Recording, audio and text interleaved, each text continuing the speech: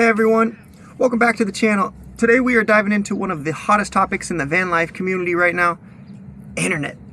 Specifically, Starlink, that satellite internet service that has been buzzing around. In today's video, I'll be going over the pros and cons, the costs, and I'll help you decide if you think it's worth the $160 a month, or if you're better off with a more limited, cheaper plan. The internet just went out again.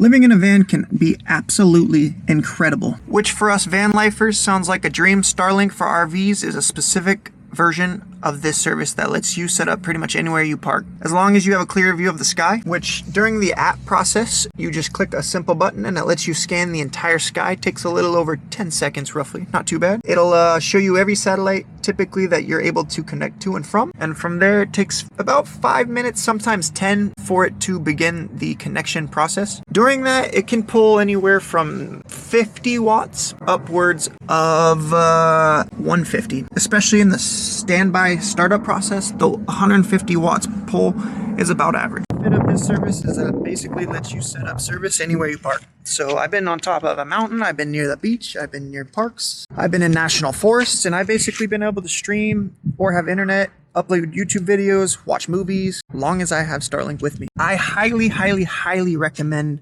the unlimited travel, unlimited data plan, as that is the service that will allow you to be able to use unlimited for as long as you need.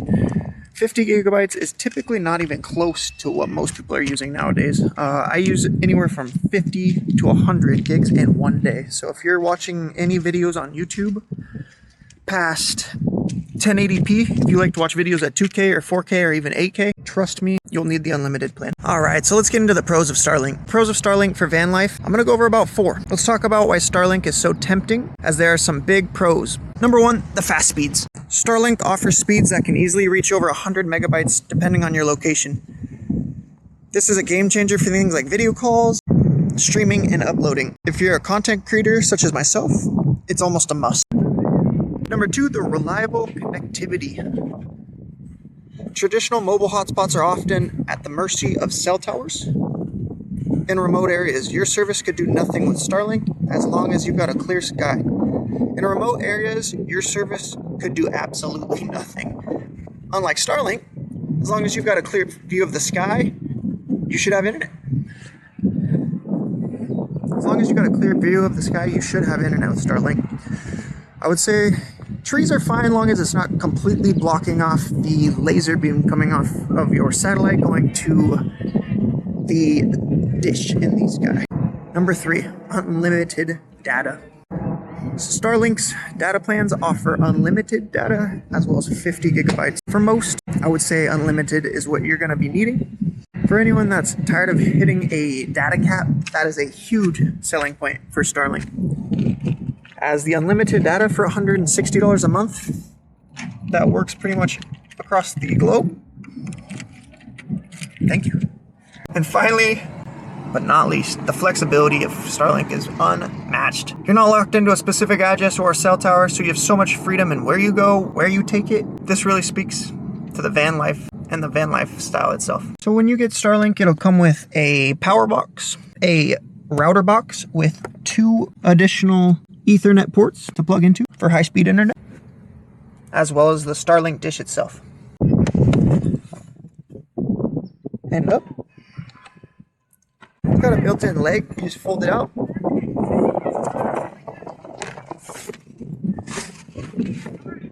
We've talked about the pros, now it's time to talk about the cons of Starlink. It's not all perfect. Here are some of the downsides to consider when purchasing Starlink. For one, the cost. $160 per month is definitely not cheap. For many, this could be a big chunk of their monthly budget, especially if they're trying to keep van life affordable. Number 2, the hardware. The hardware itself costs upward of $599 at the time of purchase. Sometimes you can catch them on a good deal, but that's a big initial investment, especially if you're not sure how much you're really going to be relying on it. Number 3, the clear sky requirement. Starlink requires a clear view of the sky pretty much at all times. So if you're parked anywhere under a lot of trees or even under an urban area, you might not get a reliable connection. For van lifers who love dense forests, or a city in boondocking, this is definitely something to think about. And number 4, just like I had 4 pros, we're gonna have 4 cons. The power consumption. Now, that's something myself that I'm still dealing with to this day. I thought when I first got into van life that the power was not gonna be that hard to get, and I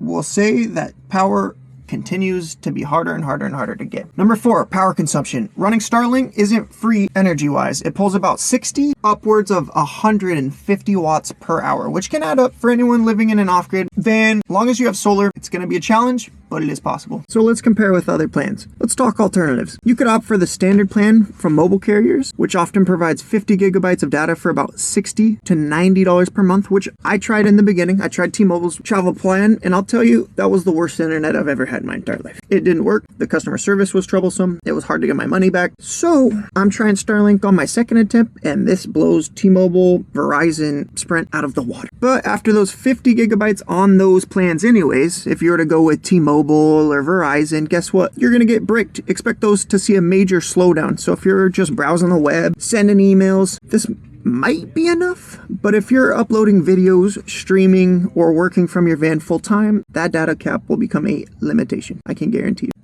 As you can see, I just turned on Starlink. We are slowly climbing up the wattage. There it is. There's that initial jump we were looking for.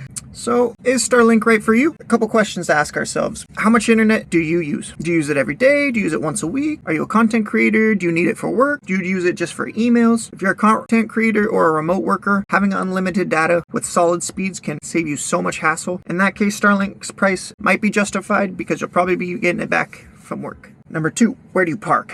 If you're mostly in places with cell service, you might get by with a cheaper mobile data plan. But if you're chasing remote views and like to be off the beaten path, Starlink will be a whole new level of freedom. Number 3, your power needs. Do you have solar? Do you have generators? Do you have a way to keep the internet on once you turn it on? Can you set up and handle the extra power draw? Starlink is going to use more electricity, so make sure you're set up, or at least your batteries can keep up with it. And number 4, the budget. At $160 a month for the unlimited and $50 a month for 50 gigs, plus the $599 setup, it isn't cheap, but if you're thinking of it as an investment in convenience, it might be worth it. All right, so here's my takeaway. Personally, I think Starlink is a game changer. For van life, if you're serious about staying connected, it's amazing for those of us who need reliable, high-speed internet on the road and want the freedom to go truly remote. But if you're on a tight budget or you're only a light internet user, the monthly cost and power draw might be a big downside. In that case, a traditional hotspot or a cheaper data plan might make more sense for you. Yes, the internet's back on. Let's go. Okay, let's see what the internet speed's about. Oh, we're cooking.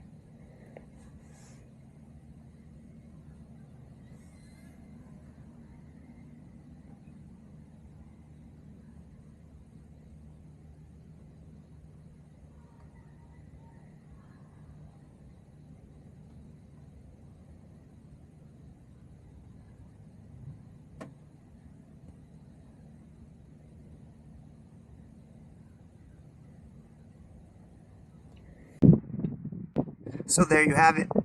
Starlink. So there you have it. Starlink could be a big win for certain van lifers. But it's not a one-size-fits-all solution. Let me know in the comments below if you've been considering Starlink or if you've been using it on the road. And if you found this video helpful, don't forget to like, subscribe, and hit that bell button so you don't miss out on more van life tips. Thanks for watching, and I'll see you guys in the next one. Thanks, guys.